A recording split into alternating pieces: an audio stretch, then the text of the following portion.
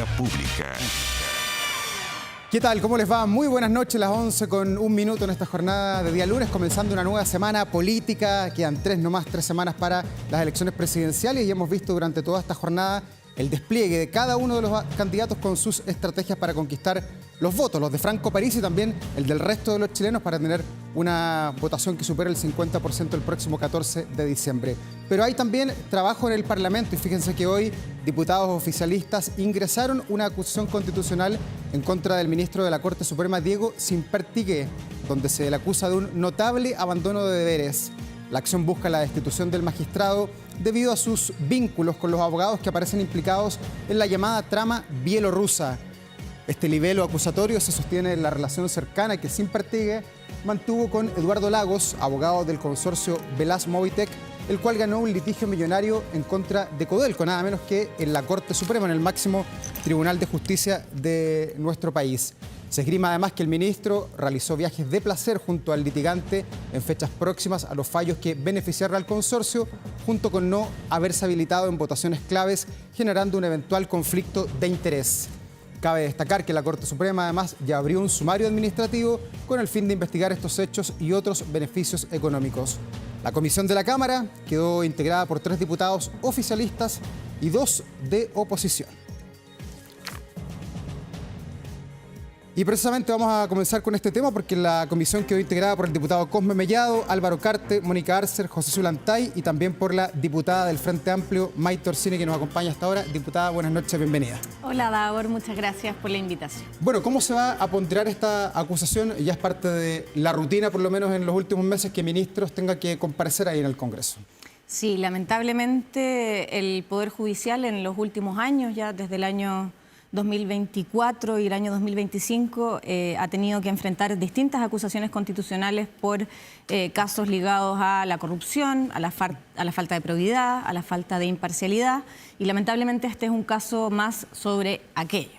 Y este no va un poco apresurado porque en otros casos se ha esperado primero que la propia Corte termine sus sumarios, sus sanciones, las investigaciones. Sin embargo, ahora se va delante de lo que está haciendo la Corte Suprema, que todavía no ha terminado el sumario en contra de este juez. Sí, es que son procesos completamente distintos. Nosotros lo que estudiamos es una falta o una infracción a la Constitución. En cambio, el sumario administrativo lo que determina son negligencias o faltas, como dice la palabra, administrativas. No creo que sea necesario esperar el resultado de uno para poder ejercer las otras atribuciones. De hecho, sí, toda la razón. En el caso de la ministra Vivanco ya había una sanción y luego viene la sanción constitucional que viene a reforzar la sanción de la Corte Suprema, pero sí, quizás podría ser deseable, no es un requisito indispensable para que la acusación sea admisible o viable. Y desde el Parlamento no miran de que quizás pueda haber una suerte de tensión entre poderes del Estado, porque ya son varios los ministros que han enfrentado juicios en el Congreso, la jueza Vivanco, el juez Muñoz, el juez Ulloa hace 2 o 3 semanas, sí. Ahora va a ser el juez Diego Simpertigué. ¿No puede generar eso tensiones entre los poderes del Estado?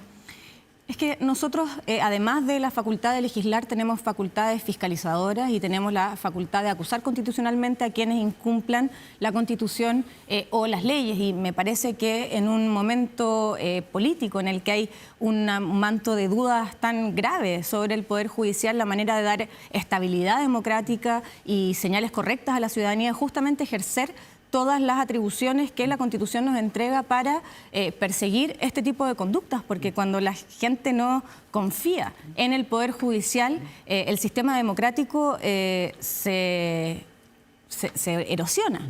Y nosotros tenemos la responsabilidad como parlamentarios y parlamentarias electas y representantes de la ciudadanía de velar por el ejercicio democrático pleno. Y en el caso de este juez, de Diego Simpertigué, ¿hay un prejuzgamiento, tienen una opinión ya fundada sobre lo que ha pasado, sobre lo que hemos conocido como argumentos de la propia Fiscalía en el juicio? Mira, yo como voy a integrar la comisión investigadora, la comisión revisora, yo no puedo opinar sobre el contenido de la acusación, sin embargo, los hechos están a la vista y son objetivos. Acá, de lo que se acusa al ministro Simpertigué es de haber fallado, luego redactado un fallo que le genera un perjuicio fiscal al Estado, en particular a Codelco, de más de 1.000 millones de pesos, y a los 2 días de haber redactado el fallo y una vez que se ejecuta el pago a Codelco, de realizar un viaje de placer de lujo de muchos millones de pesos junto a los representantes del consorcio de origen belorruso que fue beneficiado con su fallo. Entonces, eso es un hecho objetivo. El fallo existió, fue redactado por el juez no se inhabilitó a pesar del vínculo de confianza que es evidente, puesto que 2 días después se tomó un avión para luego tomar un crucero al Mediterráneo. El pago se realizó y el viaje se realizó. Entonces, con los hechos objetivos ya uno puede más o menos armarse un panorama y también hay precedentes constitucionales porque a la ministra Ángela Vivanco se le destituyó por lo mismo. Al ministro Ulloa se le destituyó por prácticamente lo mismo. Extraño sería que existiendo las mismas razones hubiese un resultado distinto. Ahora, por supuesto que hay que revisar la acusación constitucional en su mérito, hay que, por supuesto, yo soy abogada de profesión y creo profundamente en el principio de inocencia. Parto de la base de que hay una explicación para todo esto, espero recibir esa explicación y en el caso de que esa explicación sea satisfactoria voy a votar en conciencia de lo que he podido escuchar en la acusación y también por parte de la defensa. Y en este caso va a haber más libertad de los parlamentarios para de verdad votar lo que quieren votar, porque se acusó que en el caso del ministro Ulloa, como fue antes del periodo electoral, hubo una incidencia política en la decisión que tomó cada uno de los parlamentarios. Bueno, ahora también va a ser antes del periodo electoral. Si tenemos una nueva elección el 14 de diciembre... Pero hay algunos que ya no fueron reelectos, entonces ya no se juegan el cupo ni nada de aquello. Es verdad, pero son los menos. 38 fueron a la reelección y no salieron. De 155. Ya, o sea, ¿no ve que ahí puede haber algún tipo de incidencia? Yo creo que, bueno, que es importante que se vote... Mira, los plazos dan justo para el tiempo de la elección. Entonces vamos a tener que tomar la decisión los integrantes de la comisión si es más deseable votarlo 2 días antes de la elección presidencial o si bien lo vamos a postergar para votarlo 2 días después de la elección presidencial. Por supuesto que no corresponde que ninguna acción del Parlamento interfiera en la elección. No es algo que vamos a tomar de forma premeditada. Vamos a dejar que las cosas sucedan de acuerdo a los plazos y los reglamentos, las normas. Pero ¿cuál es la mirada que hay? Una mirada más o menos transversal en torno a lo que está pasando en el Poder Judicial, porque el caso, por ejemplo, del juez Ulloa, una votación prácticamente de derecha a izquierda, todos le dieron luz verde y luego el Senado hizo lo propio. ¿Podría pasar lo mismo acá? ¿Ese es el ánimo que se ve, se respira en las conversaciones ahí en los pasillos? Sí, sin duda, no solamente dentro del Parlamento, sino que en la ciudadanía hay no solamente una sensación, sino que objetivamente la corrupción ha llegado demasiado lejos dentro del Poder Judicial. Hay ministros de corte que están formalizados por delitos gravísimos, abogados que están en prisión preventiva, a la espera de juicios por los hechos de corrupción más grandes de la historia de nuestro país. Entonces, es evidente que en la ciudadanía, en los medios de comunicación y también en el Parlamento hay una decisión de enfrentar este problema para evitar que siga proliferando la corrupción en nuestro sistema judicial. ¿Y tiene que hacer algo el propio Congreso para escrutarse a sí mismo? Porque también aparecen algunos parlamentarios salpicados por este caso. Uno sujeto de interés, que es el diputado Araya, y también aparece ahora el senador Matías Walker de Demócratas. ¿Pueden haber más parlamentarios eventualmente involucrados? Sin duda, y ahí ya no es el Congreso el que tiene que hacer la revisión, sino que es por su parte, claro, el Poder Judicial quien tiene que determinar si esos parlamentarios son desaforados o no, o bien el Tribunal Constitucional si hubiese un requerimiento para destituir a dichos parlamentarios, pero los parlamentarios que tengan vínculos con la corrupción o que hayan influido o intereses particulares en sus decisiones parlamentarias que debiesen estar por resguardar el interés general, tienen que responder con toda la fuerza de la ley, tanto en sede judicial como también en el Tribunal Constitucional en el caso de que amerite una destitución. Ya, pero ¿pueden haber más parlamentarios? No se descarta eso. No tengo idea. Ya. No, todavía no tengo la bola de cristal. Bueno, pero al menos hay parlamentarios en los que hay antecedentes de que pudiesen también estar vinculados a esta trama de corrupción. Diputada, ¿y cómo van a trabajar en la comisión? ¿Cuáles son los plazos, los tiempos que tienen para definir y entregar este informe a la sala? Desde el día en el que se notifica al acusado, empieza a correr un plazo de 10 días que tiene el acusado para presentar su defensa. Una vez que presente su defensa, que puede ser al día 1, 2, 3, 4, 5, 6, cualquiera de los 10 días, hay un plazo de 6 días de la comisión para revisar la defensa del acusado. Y luego de eso se vota en la sala su admisibilidad y en el caso de ser aprobado pasa al Senado y luego es el Senado el que determina si procede o no procede la sanción. Bueno, esto tiene mucho camino por delante, yo creo unas 2 semanas por lo menos quizás para tener algún tipo de resolución, pero mañana el Congreso tiene harto trabajo y la mirada del ojo público, sobre todo en el Senado, porque se va a decidir qué va a pasar con el exministro de Energía, Diego Pardo, de su partido. ¿Cuánto puede impactar al gobierno si finalmente él es destituido mañana? O sancionado, mejor dicho, pues ya no es ministro. Mira, bueno, yo soy de quienes votó en contra de esa acusación constitucional, no solamente porque soy compañera de partido de Diego, sino porque estoy profundamente convencida de que no hay ninguna infracción a la Constitución y es más, creo que en el caso de que determinemos que debemos exigirle a un ministro de Estado interferir o controlar a ese nivel de detalle en organismos técnicos que debiesen ser independientes, es una pésima señal hacia el futuro, sobre todo con la incertidumbre que tenemos de los próximos gobiernos y, en mi opinión, con la preocupación de que estos sean autoritarios. Entonces, es entregarles facultades por precedente constitucional que creo que pueden ser peligrosas para la democracia. Ahora, de aprobarse la acusación constitucional, por supuesto que es un golpe a nuestro gobierno, en mi opinión, un golpe injusto. Ya. ¿Y un golpe duro, sobre todo en los tiempos eleccionarios? ¿A 3 semanas de la presidencial? Es un momento difícil, sí, sin duda, pero injusto, insisto. Ya. ¿Cómo está su relación con el gobierno, diputada? Bien. ¿Bien? Hoy día votó en contra de la propuesta del gobierno del Estado de excepción constitucional. Pero siempre lo he votado en contra. Ya. ¿Pero están bien los canales de comunicación? Sí, yo soy una militante muy disciplinada y los problemas individuales que yo pueda tener no se van a interponer jamás con mis convicciones y mis convicciones están siempre con el presidente Gabriel Boric. Ya. Su partido decidió no llevarla a la reelección. ¿Se equivocó a la luz de lo que pasó en el Distrito 9, que nadie del Frente Amplio fue reelecto? Mira, creo que el diseño que tuvo mi partido para enfrentar la elección del Distrito 9, como lo dije también en una entrevista hace poco en La Tercera, así es. En mi opinión fue un error.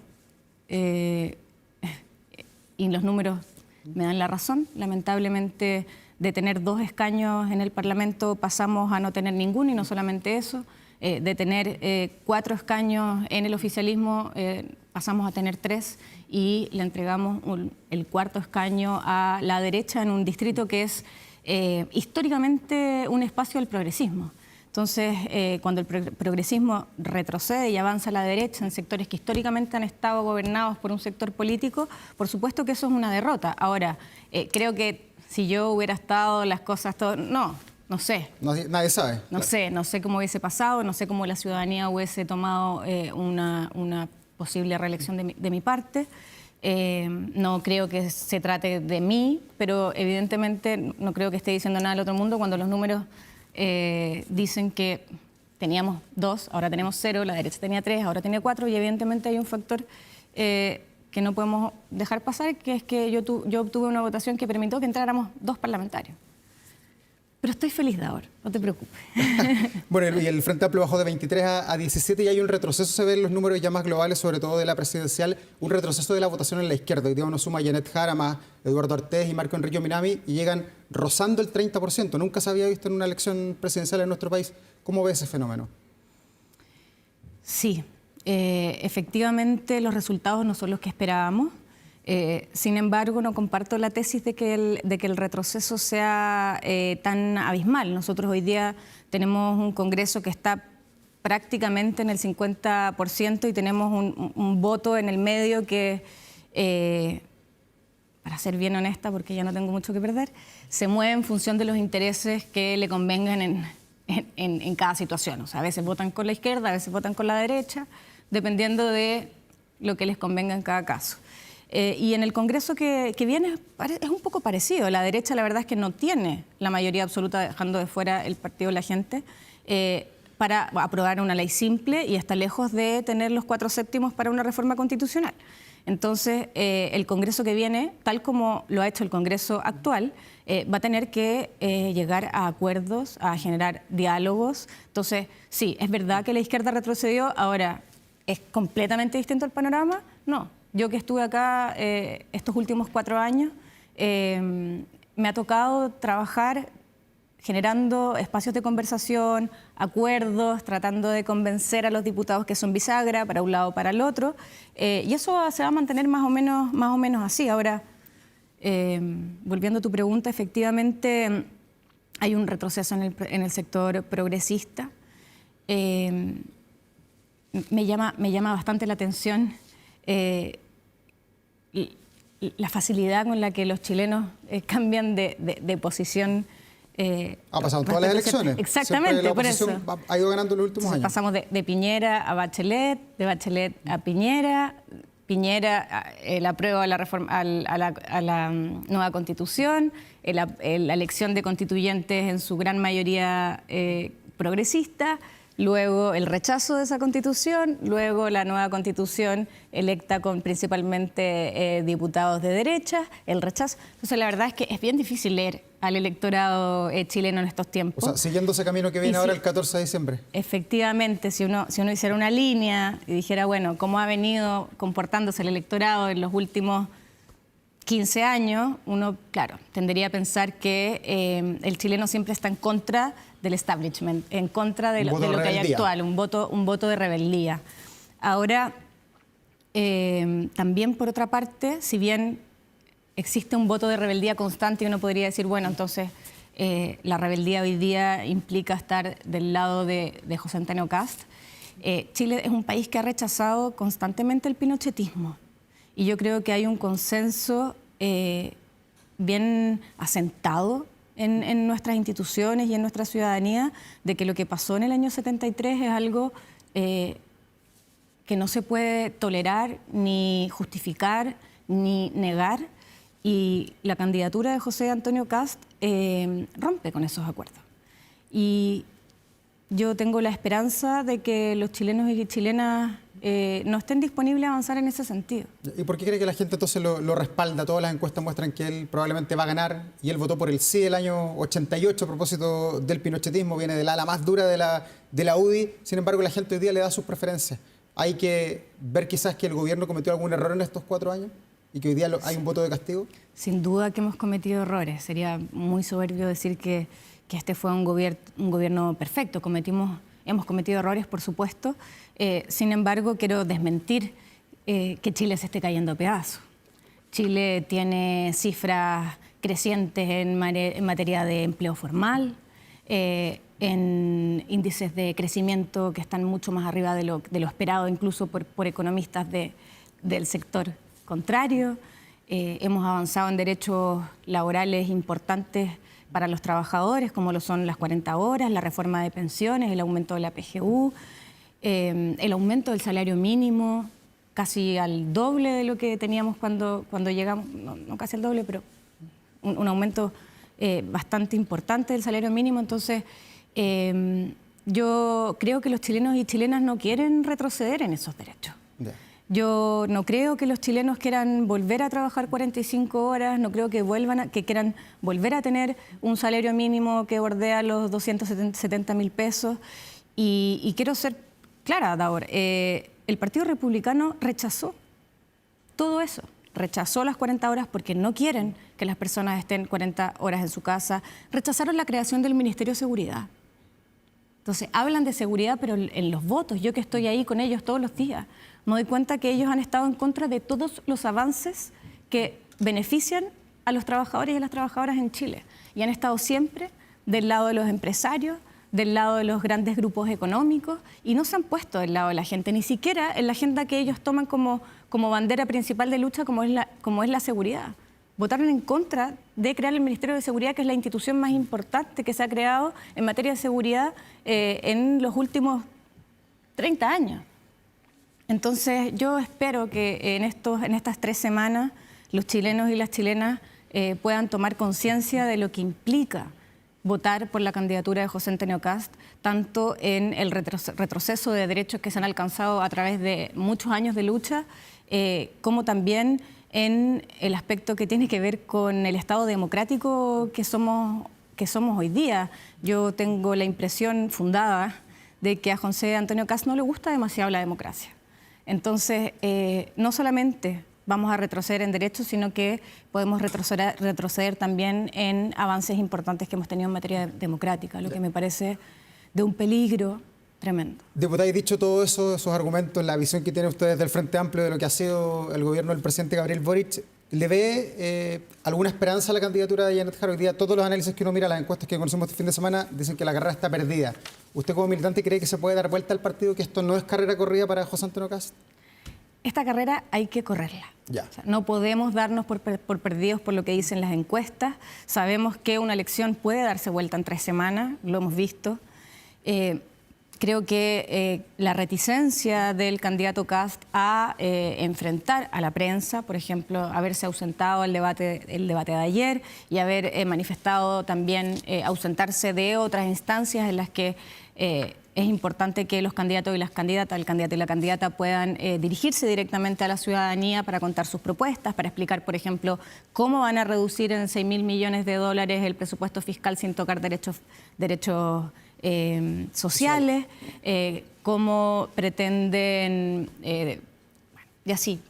No se me ocurre más ejemplo en este momento, pero creo que hay muchas inquietudes por parte de la ciudadanía y es importante que el candidato Kast pueda responder a esas inquietudes y eso podría jugarle eventualmente en contra.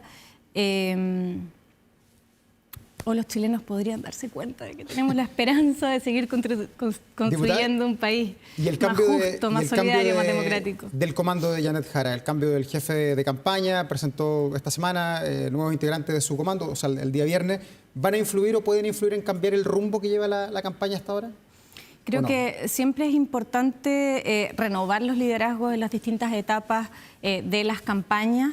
Esta es una segunda etapa que tiene desafíos distintos y me parece deseable buscar a las personas que puedan encarnar de mejor manera los anhelos de esta candidatura.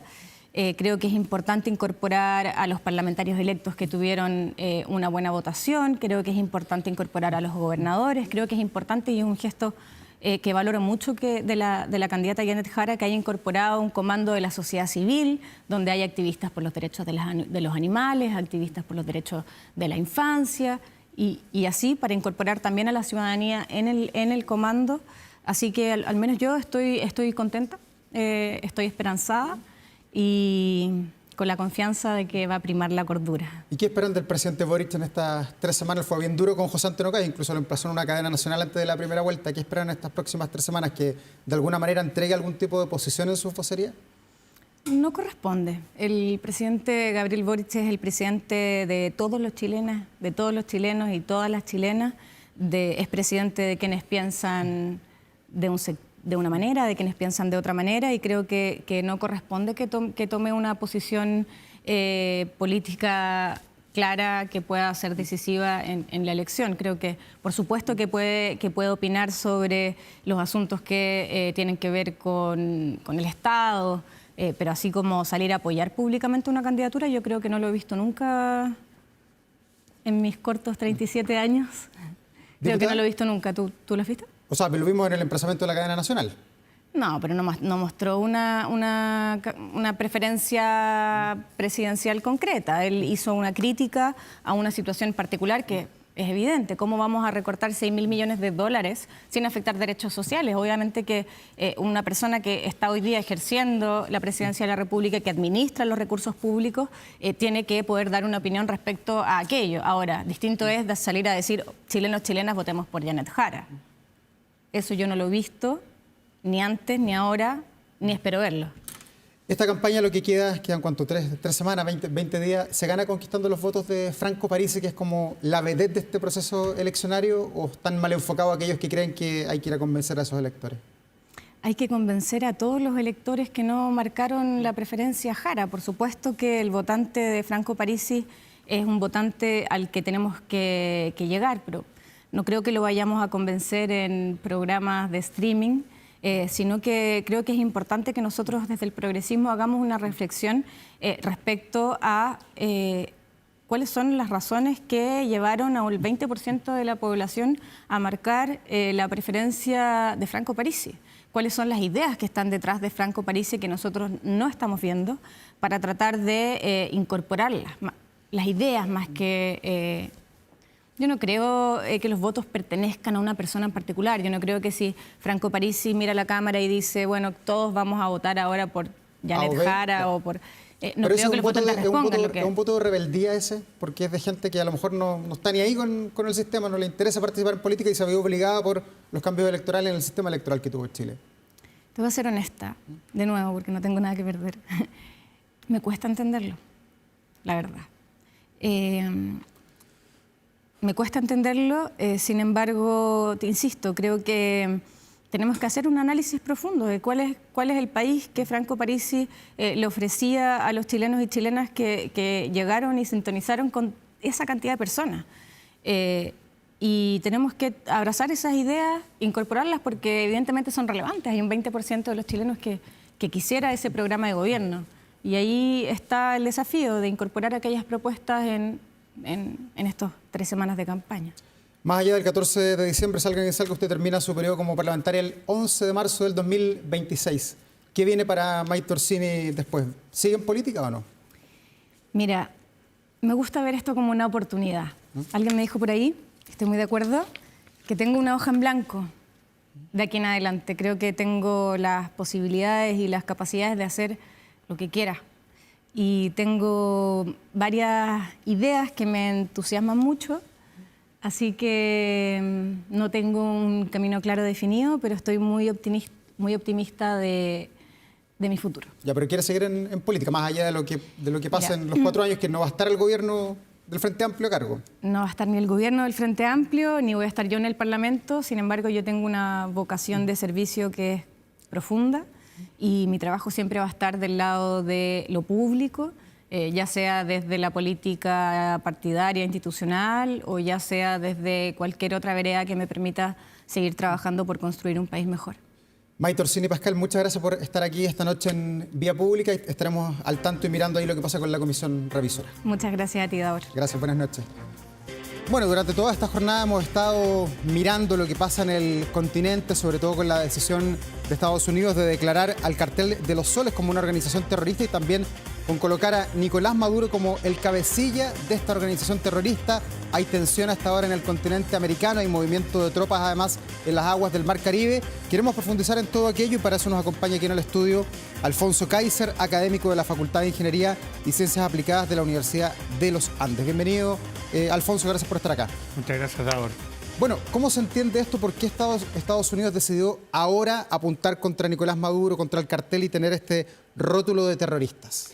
Yo creo que no es ahora, esta es el cúmulo de una serie de acciones que se han venido dando para preparar el terreno y presionar cada vez más a Maduro y lograr una salida del régimen. Eso es lo que está buscando finalmente Trump, pero no ha sido, como te dije, yo creo que esto es un juego de ajedrez porque se fueron colocando las piezas como no se colocaron en la administración anterior, para generar la salida del régimen. ¿Y cuánto más puede aguantar Nicolás Maduro? Porque vemos que Donald Trump no tiene nada de paciencia, lo hemos visto ya ponderando otros conflictos a nivel mundial. Pero es un muy buen negociador y los negociadores siempre saben cuándo apretar y cuándo no. Entonces yo creo que está más cercano de salir que más lejano. Pero estas cosas no hay, 2 más 2 no suman 4 nunca. Entonces, pueden darse otras cosas que nosotros no esperemos. Pero todo está dado por la presión que le ha metido, por la cantidad de armamento que hay ahí, por todas las sanciones políticas, económicas y ahora judiciales. Creo que está muy cerca la salida de Maduro. Espero por lo demás.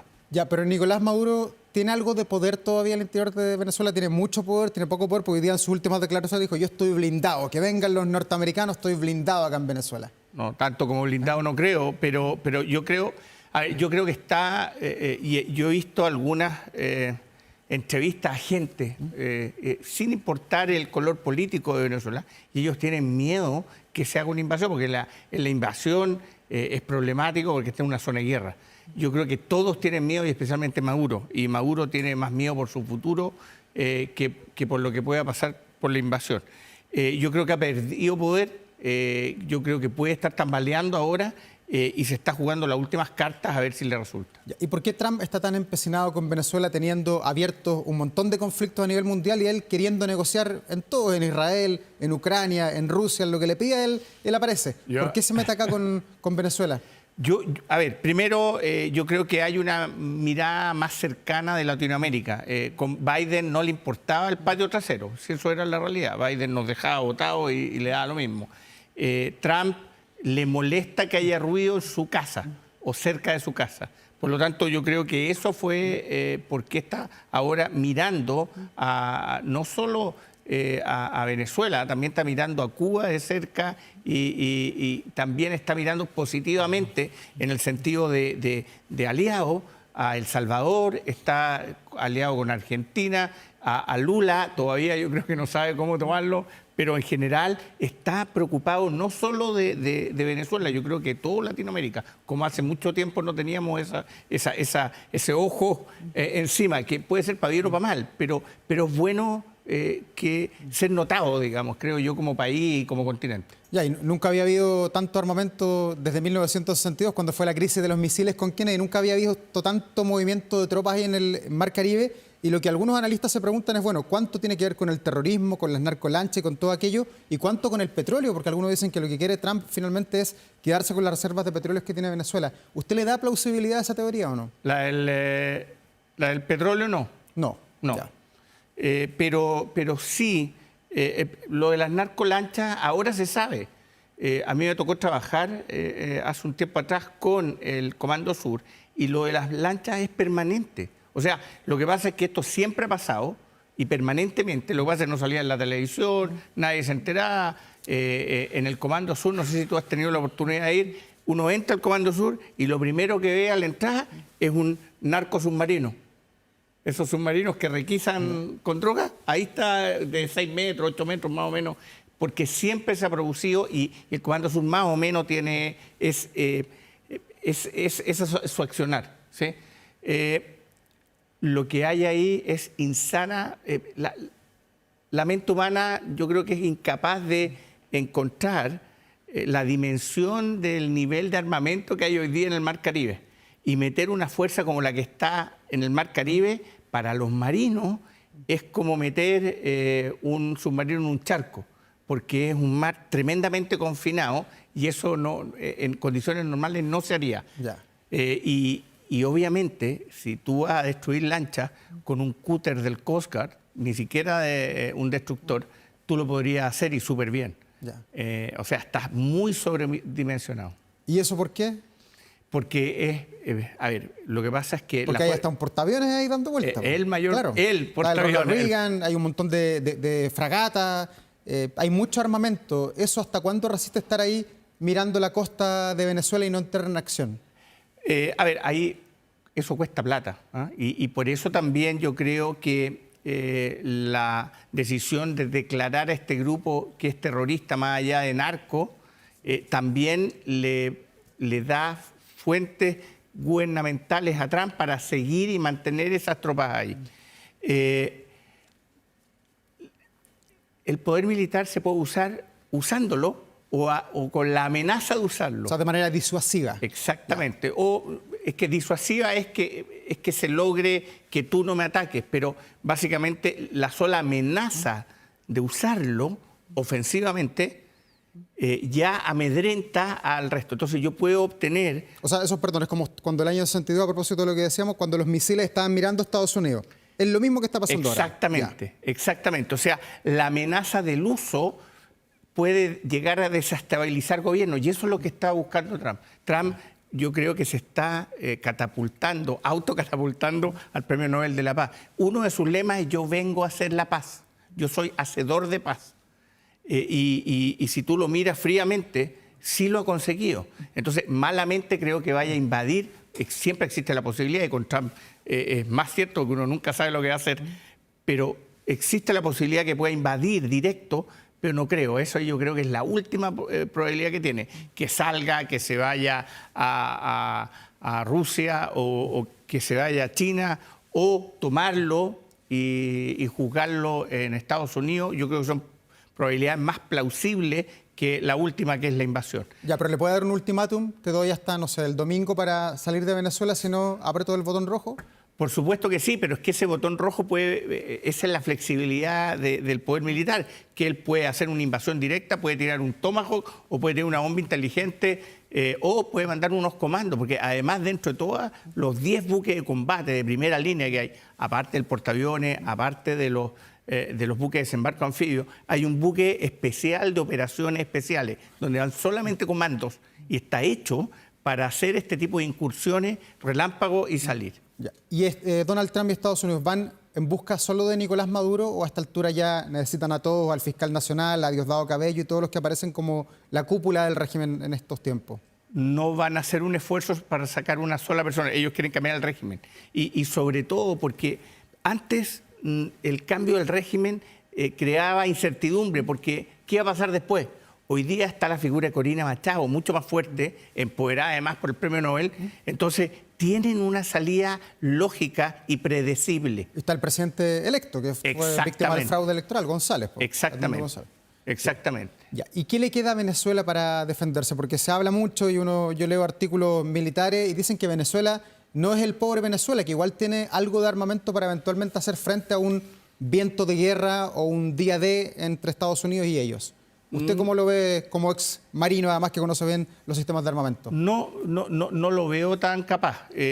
Los sistemas, a ver, pensemos que Venezuela estaba más preocupado del control interno que de un enemigo externo hasta ahora, ¿sí? Entonces, él se ha preocupado mucho de las milicias, de la contrainteligencia, de ese tipo de cosas. Pero no, de partida perdió toda su capacidad de fragatas, toda su capacidad de combate real de una escuadra, digamos, una fuerza, cero. Perdió sus 2 submarinos por falta de mantenimiento. Los Sukhoi Su-30 Mark II están 2 o 3, máximo 5 operativos de los que tenía inicialmente. Los F-16 no tienen ninguna modernización. O sea, Chile está mucho mejor que Venezuela hoy día. Absolutamente. Ya, perfecto.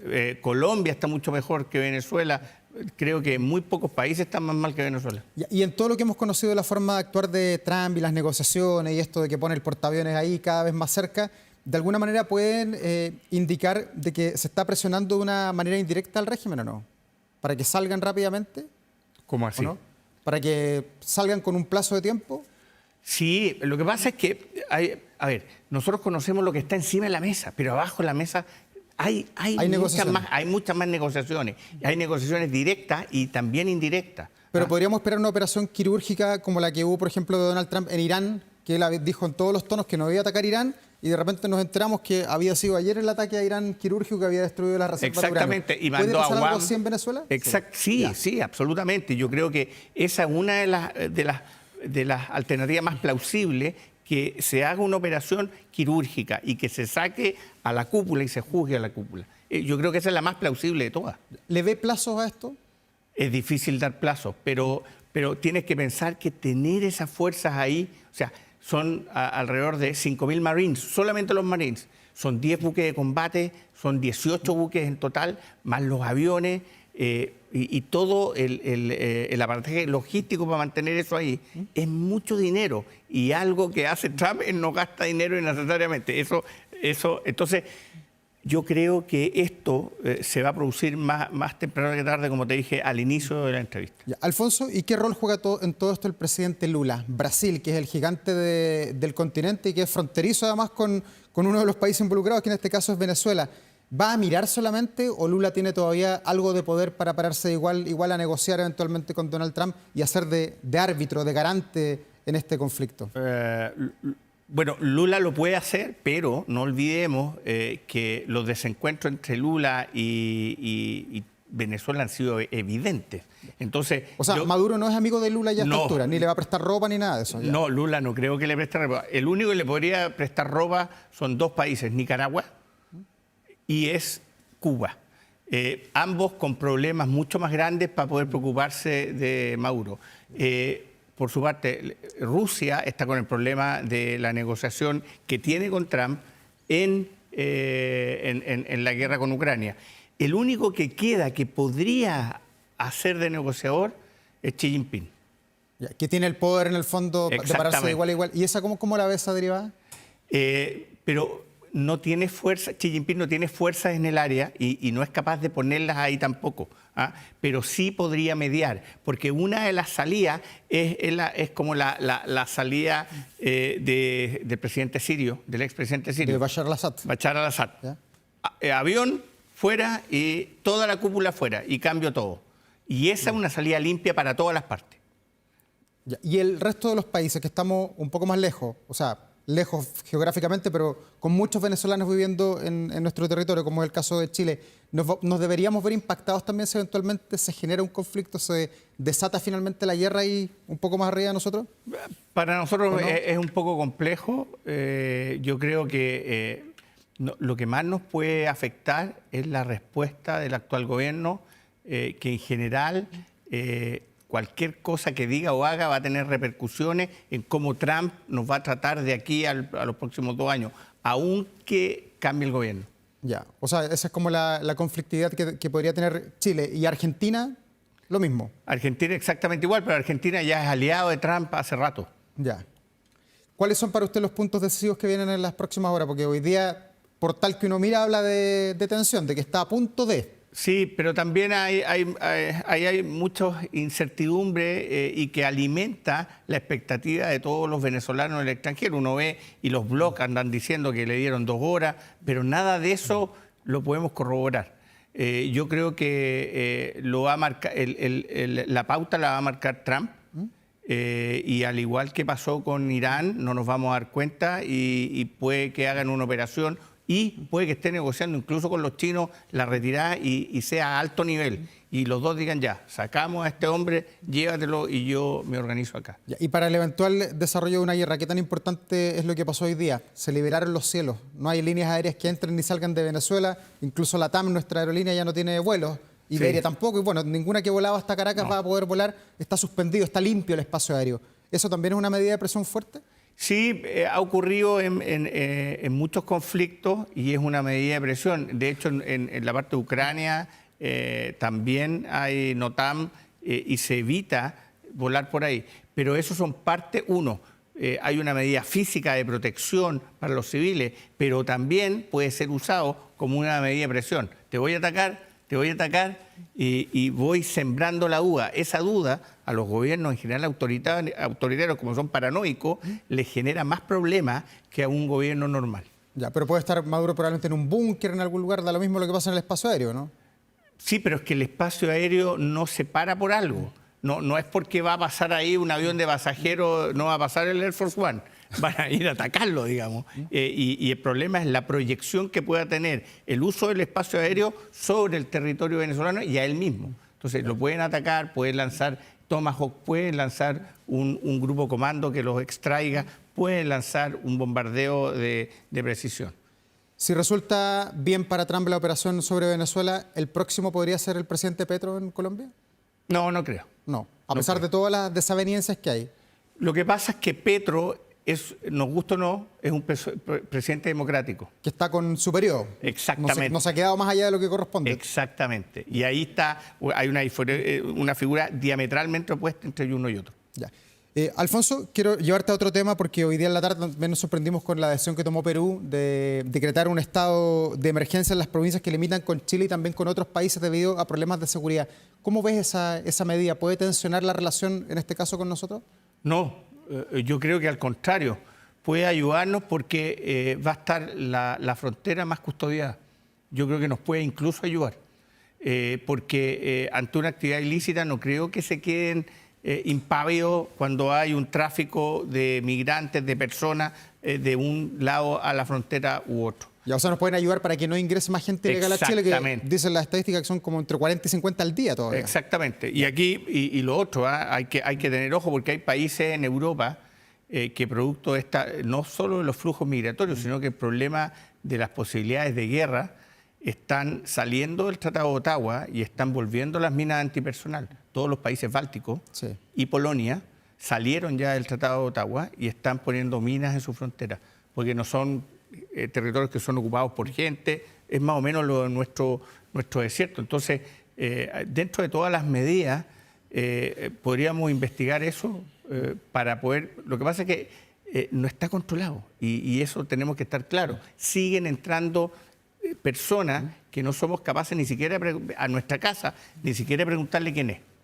Claro, y Chile está en el Tratado de Ottawa todavía. Exactamente. Yo recuerdo haber estado varias veces en el hito 1, 2, 3, arriba en el norte de Chile, y también en Tierra del Fuego desminando, y ya Chile cumplió con todo. Cumplió con todo y se hizo un gran trabajo desminado, pero o sea, nada es para siempre y uno puede reexaminar los tratados que tiene firmados o no. Sí, vamos a ver que además qué pasa con el cambio de gobierno, quién es el que mismo toma el mando a contar de marzo.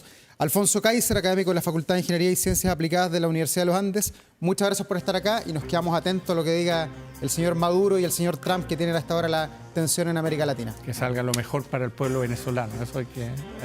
Gracias por estar aquí, buenas noches. Igualmente, buenas noches. Y nosotros vamos a la pausa, enseguida estamos de regreso en Vía Pública aquí en Canal 24 Horas.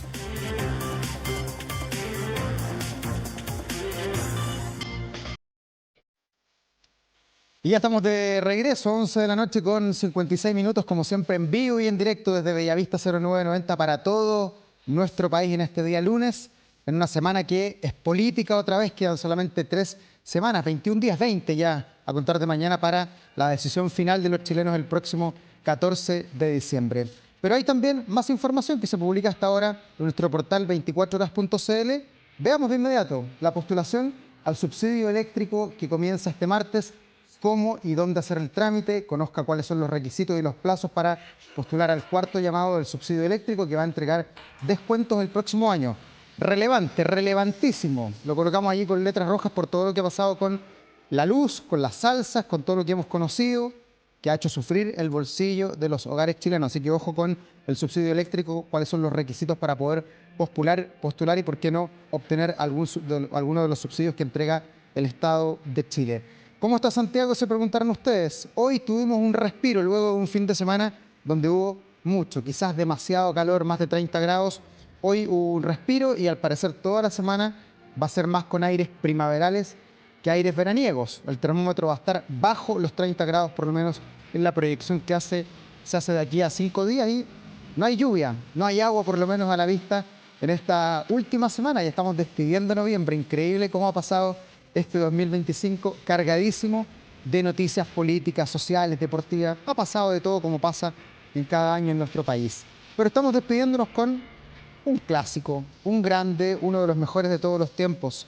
Un día como hoy, pero hace ya 34 años, murió el gran Freddie Mercury, la voz de Queen. El carismático vocalista falleció en 1991 a los 45 años, víctimas de algunas complicaciones que estaban derivadas del SIDA. Su partida no solo dejó un vacío en la música, sino que también marcó un hito en la concientización sobre esta enfermedad al revelar públicamente su condición antes de morir. Mercury, hay que recordar, no era solamente un cantante, era también un artista multifacético, extraordinario, con gran presencia escénica, con esos trajes, esa vestimenta extravagante y una energía además desbordante que dejó huella imborrable en la historia del rock. De fondo, por supuesto, estamos escuchando uno de los más clásicos, Bohemian Rhapsody, una obra maestra de 6 minutos que fusiona la ópera, la balada, el hard rock. Por supuesto, junto a Queen, junto a estos himnos que son parte de varias generaciones de chilenos y de todos los habitantes del mundo, nos despedimos en este día lunes y nos reencontramos mañana nuevamente a la misma hora, en el mismo lugar. Que tengan un buen descanso.